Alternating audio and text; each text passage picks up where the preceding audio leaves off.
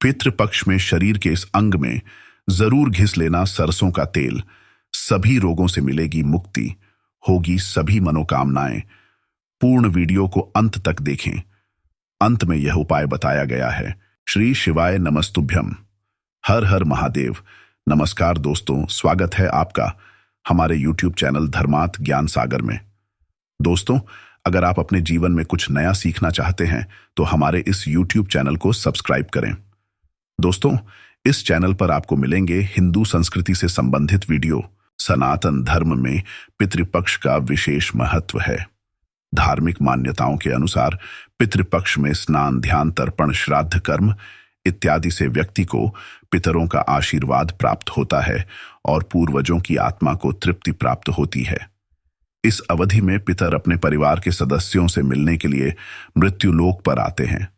वैदिक पंचांग के अनुसार अश्विन मास के कृष्ण पक्ष की प्रतिपदा तिथि से पितृपक्ष का शुभारंभ हो जाता है।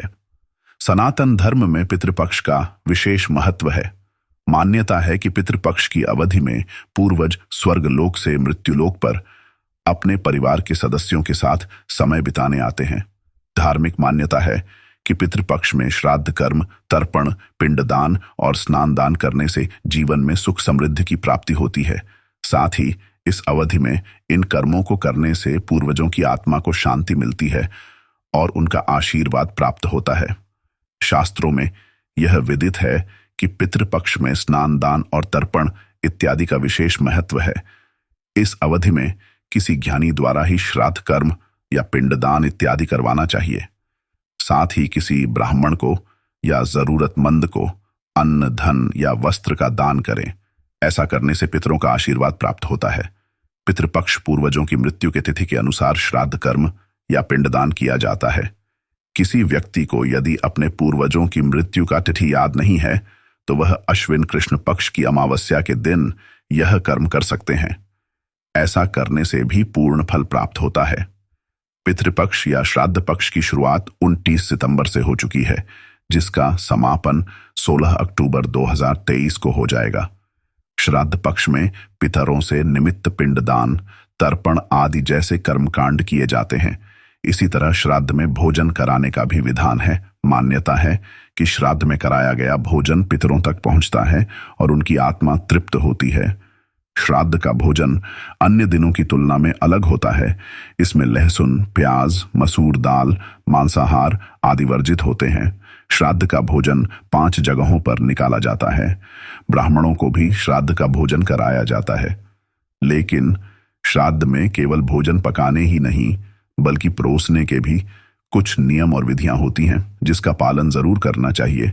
श्राद्ध पक्ष में पितृपात्र यानी पितरों के लिए परोई गई थाली को हमेशा उल्टी दिशा रखें और भस्म की रेखा बनाएं। भोजन परोसने के लिए केले के पत्ते पर या मोहा नाम के वृक्ष के पत्तों से बनी पत्तल का प्रयोग करें। ये बाजार में आसानी से मिल जाते हैं। श्राद्धीय ब्राह्मणों की थाली में भूलकर भी अलग से नमक नहीं परोसना चाहिए। पके हुए अन्न जैसे लड्डू आदि को हमेशा हाथ से परोसें और अन्य चीजें जैसे तरकारी, चटनी या सलाद के लिए किसी पात्र या चमचे का उपयोग कर सकते हैं।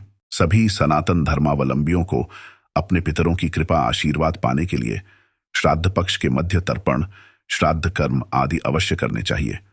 शास्त्र कहते हैं कि श्राद्धात् परतरम नान्यच्छेयस्कर्म उदाहृतम तस्मात् सर्व प्रयत्नेन श्राद्धम कुर्यात् विचक्षण।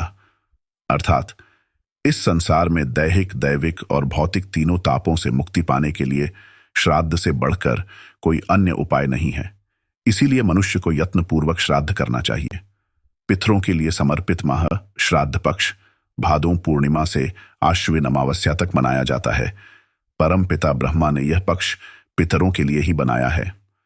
आदिकाल में सूर्यपुत्र यम ने परमेश्वर श्री शिव की 20,000 वर्ष तक घोर तपस्या की, जिससे प्रसन्न होकर वरदान के रूप में भगवान शिव ने उन्हें पितृलोक का भी अधिकारी बनाया। शास्त्र मत है कि जो प्राणी वर्ष पर्यंत पूजा पाठ आदि नहीं करते, वे भी अपने पितरों का श्राद्ध तर्पण करके इष्ट कार्य सिद्धि और पुण्य प्राप्त कर सकते हैं।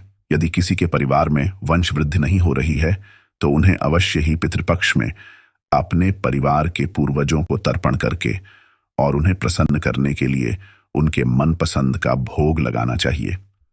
उन्होंने बताया कि भोग लगाने के साथ साथ वंशवृद्धि के लिए पंचबलि भी अवश्य देनी चाहिए, जिसमें मुख्य रूप से कौआ, गाय, चींटी, मछलियों सहित देवताओं का भोग लगाना चाहिए।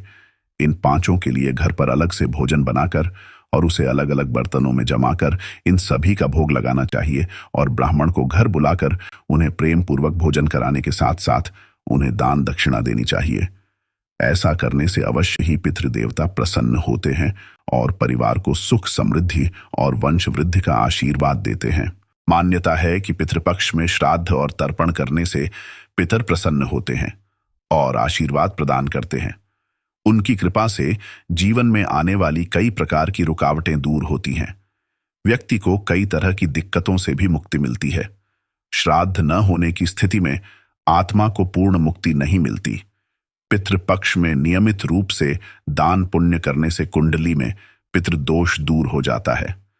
पितृपक्ष में श्राद्ध और तर्पण का खास महत्व होता है। पितृपक्ष में न करें ये गलतियां। हिंदू शास्त्रों में प्याज और लहसुन को तामसिक माना जाता है, जो हमारी इंद्रियों को प्रभावित करती है। पितृपक्ष की अवधि के दौरान खाने में प्याज लहसुन का इस्तेमाल करने से बचना चाहिए। पितृपक्ष के दौरान कोई भी जश्न या उत्सव नहीं मनाना चाहिए और ना ही इसका हिस्सा बनना चाहिए। इस अवधि में किसी भी तरह का जश्न मनाने से आपके पूर्वजों के प्रति आपकी श्रद्धा प्रभावित होती है। पितृपक्ष की अवधि को अशुभ माना जाता है, इसलिए इस दौरान कुछ भी नया शुरू ना करने की सलाह दी जाती है। इस दौरान परिवार के सदस्यों को कुछ भी नई चीज नहीं खरीदनी चाहिए।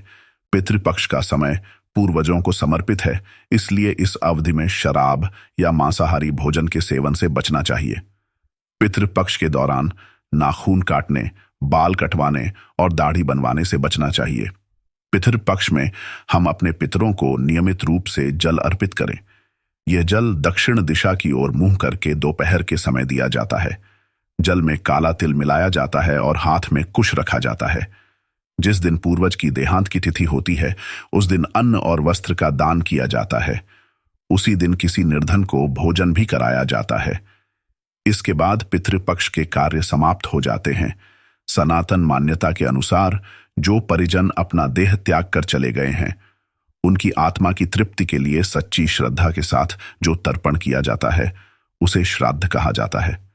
ऐसी मान्यता है कि मृत्यु के देवता यमराज श्राद्ध पक्ष में जीव को मुक्त कर देते हैं, ताकि वे स्वजनों के यहां जाकर तर्पण ग्रहण कर सकें। जिस किसी के परिजन चाहे, वह विवाहित हो या अविवाहित हो, बच्चा हो या बुजुर्ग, स्त्री हो या पुरुष, उनकी मृत्यु हो चुकी है, उन्हें पितर कहा जाता है। पितृपक्ष में मृत्युलोक से पितर पृथ्वी पर आते हैं और अपने परिवार के लोगों को आशीर्वाद देते हैं। पितृपक्ष में पितरों की आत्मा की शांति के लिए उनको तर्पण किया जाता है। पितरों के प्रसन्न होने पर घर पर सुख शांति आती है। जब पितृपक्ष प्रारंभ होता है तो उसके हर दिन की एक तिथि होती है। जैसे इस साल 30 सितंबर को द्वितीया श्राद्ध है, यानी पितृपक्ष में श्राद्ध की द्वितीया तिथि है। जिन लोगों के पितरों का निधन किसी भी माह की द्वितीया तिथि को हुआ होता है, वे लोग अपने पितरों का श्राद्ध कर्म पितृपक्ष में द्वितीया श्राद्ध को करते हैं। दोस्तों, अगर आप किसी भी दिन नाभि में सरसों तेल लगाते हैं तो इसका आपको बहुत अधिक लाभ मिलता है। इससे सभी रोग दूर होते हैं और आपका शरीर भी स्वस्थ रहता है। इसीलिए प्रतिदिन नाभि में सरसों का तेल लगाना बहुत फायदेमंद है। मैंने कोशिश की है आपको बहुत ही आसानी से समझाने की। अगर आपको फिर भी कोई दिक्कत होती है तो आप कमेंट्स में पूछ सकते हैं। साथ ही साथ अगर आपको वीडियो अच्छी लगी हो तो वीडियो को लाइक देना ना भूलें और चैनल को सब्सक्राइब जरूर करें।